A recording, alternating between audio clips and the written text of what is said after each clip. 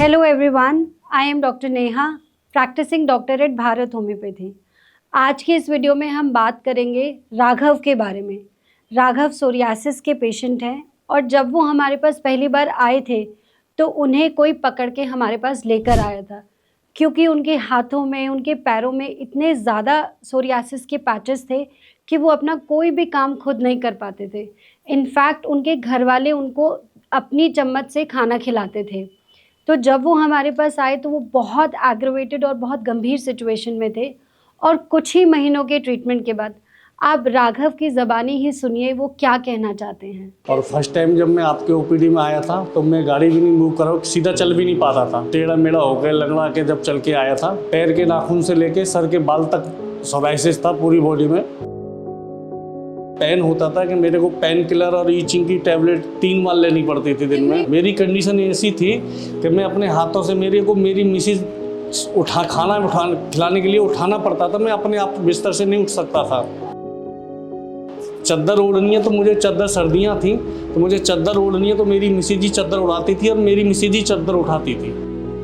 राघव इतने परेशान थे कि उन्हें नहाने में भी आप मानेंगे 2 से ढाई घंटा लगता था। कोई उनकी हेल्प करता था तब वो नहा पाते थे। और दर्द जोड़ों में, हाथों में इतना ज़्यादा था कि उन्हें लगातार कई दिन तक पेन किलर्स लेनी पड़ती थी। परेशानी तो थी, क्योंकि टेंशन तो रहती है ही सारी है, कोई गेस्ट आए कुछ भी, बड़ी परेशानी थी।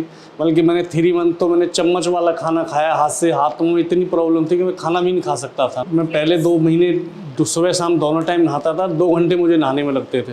अब मैं 1 टाइम नहा रहा हूँ, अब मुझे 1 घंटा लगता है नहाने में। पहले मैं 2 घंटे पहले सारा 1 आधा घंटे गीला करता था, फिर सारा सफाई करता था। और नहाने के बाद आने के बाद इतना पेन होता था कि मेरे को पेन किलर और ईचिंग की टैबलेट 3 बार लेनी पड़ती थी। पेन किलर में आपके पास से आया था जब से, जैसे सोराइसिस बढ़ती जा रही थी, मैं पेन किलर के बगैर सो ही नहीं पाता था, लेट ही नहीं पाता था।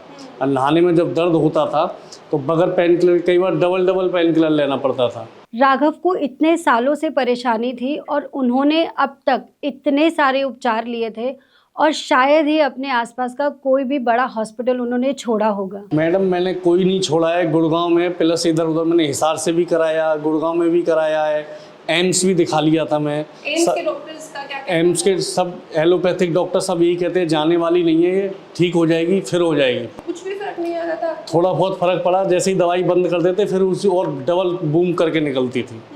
राघव इतने परेशान थे कि वो मेंटली भी बहुत लो फील करते थे, बहुत डिप्रेस जैसा फील करते थे। पर यहाँ से ठीक होने के बाद उनका मोराल इतना बूस्ट हुआ कि अब वो अपने आसपास सोरियासिस के पेशेंट्स को ढूंढते हैं और अपनी जर्नी के बारे में बताते हैं और उन्हें बताते हैं कि पहले मैं कैसा था और अब आप देखिए मैं कैसा हूँ। मैडम मैं इतना परेशान था पिछले 13-14 साल से कि मैंने एक सोराइसिस ग्रुप बना रखा है, जो कि कम से कम 20 से 30 लोग मेरे ग्रुप में ऑलरेडी हैं। कोई कहीं से इलाज ले रहा है, कोई कहीं से ले रहा है। और जहाँ तक मैं जब जिसके पास जाता हूँ उधर ही मैं रील पर उनको बोलता हूँ भैया वहाँ से लो, मैं वहाँ से ठीक हुआ हूँ। तो 2-4 तो आपके अभी जल्दी आ जाएंगे। और ये वीडियो मुझे भेज देना तो मैं सब लोगों को वीडियो दे दूँगा तो और जल्दी आएंगे। जो एक आम चीज़ है आप और हमारे लिए सोना, वो सोना भी उनके लिए इतना मुश्किल हुआ करता था। उनकी जो धर्म पत्नी थी वो ही उनको बेडशीट उड़ाती थी, सुबह बिस्तर से उठाती थी और नहलाती थी। इनफैक्ट खाना भी अपने आप खिलाती थी। और जब आपका पता चला, आपके यहाँ से डिस्कस हुआ, तो आपने बोला कि अगर हमारा डाइट चार्ट फॉलो करोगे तो आपको कभी नहीं होगी। एक तो ये पॉइंट्स लेके मैं आपके पास आया। दूसरा ये है कि जो आपने 3 मंथ फर्स्ट मंथ जो टाइम दिया कि फर्स्ट मंथ में 30%, सेकेंड मंथ में 50%, उस हिसाब से ही आपका मेडिसिन ने काम किया। जो कि मेरे को 3 से 4 महीने हम आपका ट्रीटमेंट कराएंगे। जो मेरी कंडीशन थी, जिस कंडीशन में मैं आया था, मुझे नहीं लगता था कि 4 मंथ में आप इतना कवर कर दोगे, मगर आपने जो बोला वो सही निकला। मेरी कंडीशन ऐसी थी कि मैं अपने हाथों से मेरी मिसेज खिलाने के लिए उठाना पड़ता था। मैं अपने आप बिस्तर से नहीं उठ सकता था। चद्दर ओढ़नी है तो मुझे चद्दर, सर्दियाँ थी तो मुझे चद्दर ओढ़नी है तो मेरी मिसेज ही चद्दर उड़ाती थी और मेरी मिसेज ही चद्दर उठाती थी। ये कंडीशन थी।